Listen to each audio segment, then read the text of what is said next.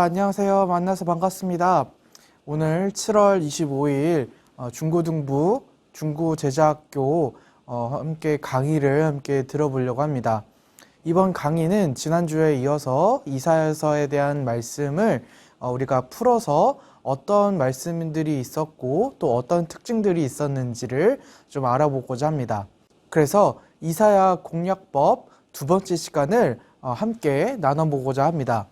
자, 이번 이사야서를 배우는데 우리가 필요한 것은 먼저는 이사야서의 큰 그림, 그래서 이사야서 안에 있는 장면 소개와 각 통치기에 대해서 또 자세하게 알아보고요.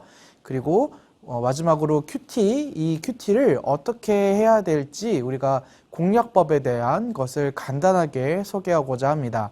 자, 먼저 이사야서를 우리가 큰 그림으로 따지자면은 먼저는 제1장부터 39장까지, 그리고 40장부터 55장까지, 56장부터 59장까지, 그리고 60장부터 66장까지 4개의 장면별로 분류할 수 있습니다.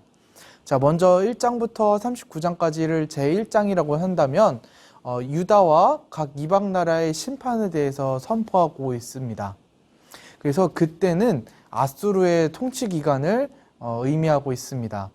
그래서 아수르가 이 이스라엘 백성들을 통치하고 또 그 나라에 대해서 많은 사람들을 포로로 끌려가는 그런 시기를 언급하고 있습니다. 그리고 40장부터 55장까지를 그리고 59장까지를 제2장이라고 이야기를 하고 있습니다. 근데 그 제2장 부분을 두 개로 나누자고 하면은 55장까지는 위로의 말씀, 59장까지는 심판에 대한 말씀으로 되어 있습니다. 이 심판과 위로의 말씀은 바빌론 통치 시기와 페르시아 통치 시기와 겹치게 되어 있습니다. 자, 마지막으로 60장부터 66장까지를 제3장이라고 표현을 하는데, 그때는 시온의 영광과 회복에 대해서 하나님께서 말씀하고 있습니다. 이때는 페르시아가 통치를 하고 있었던 시기로 나타나 있습니다. 각각의 통치 시기와 맞물려서 하나님께서는 이렇게 통치를 받고 있고 괴로움과 그리고 매일마다 고통을 당하고 있던 이스라엘 백성들이 하나님의 말씀에 의해서 위로를 받고 그 상처를 씻음 받고 나중에는 하나님께서 이 모든 것을 고치고 다시 이스라엘 백성들을 회복시켜 주실 거라는 약속을 이 이사야서를 통하여서 기록하고 있습니다. 우리는 이 이사야서에 대한 각 장의 말씀들을 보면서 우리는 이런 큰 고통을 당하고 있는 그때에도 하나님께서는 크신 위로와 그리고 역전의 기회를 꼭 주시고 그것을 약속하고 계신다고, 그리고 그 약속을 분명하게 이루신다는 것을 알 수 있습니다.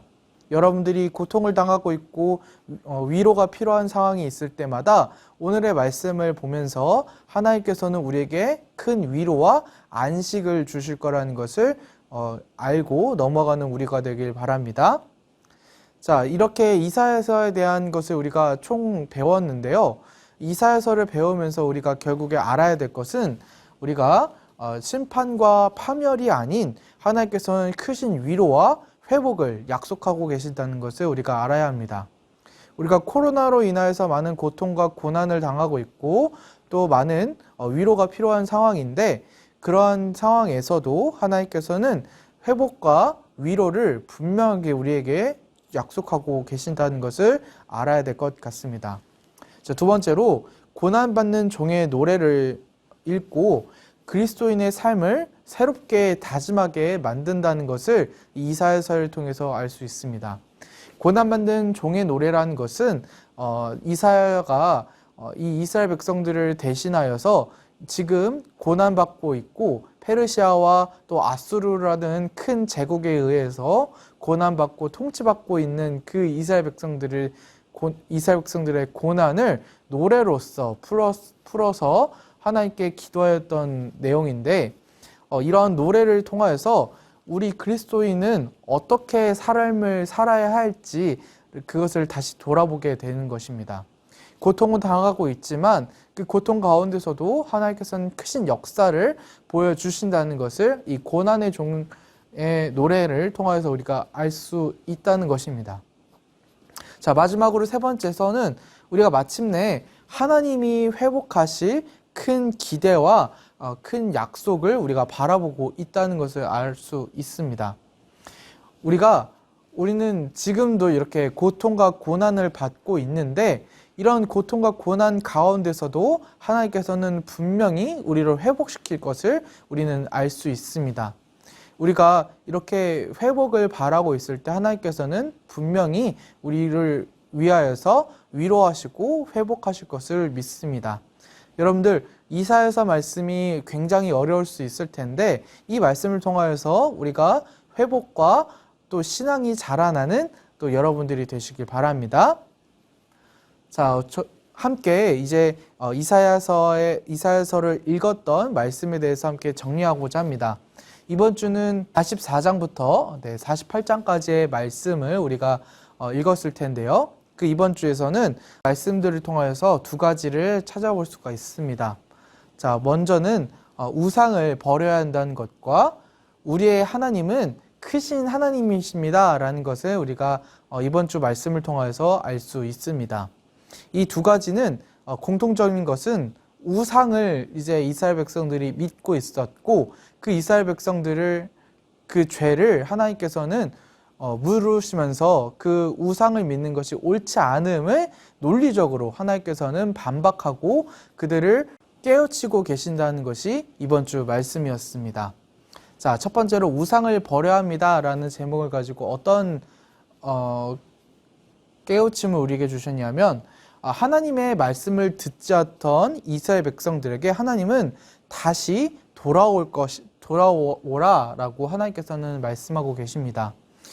그들에게 우상은 정말로 매일매일마다 믿고 있던 존재였지만 하나님께서는 그 우상이 올바르지 않다는 것을 알려주시며 우상보다 더 크신 하나님께서는 처음과 나중이 되시고 크시고 위대하신 일을 할 수 있다라는 것을 알려주고 계십니다. 그리고 이 우상은 하나님에 비해서 먼지만도 못한 아주 철저하게 버려야 하는 존재임을 하나님께서는 알려주고 계십니다. 우리도 우리만의 우상들을 가지고 있을 수 있습니다.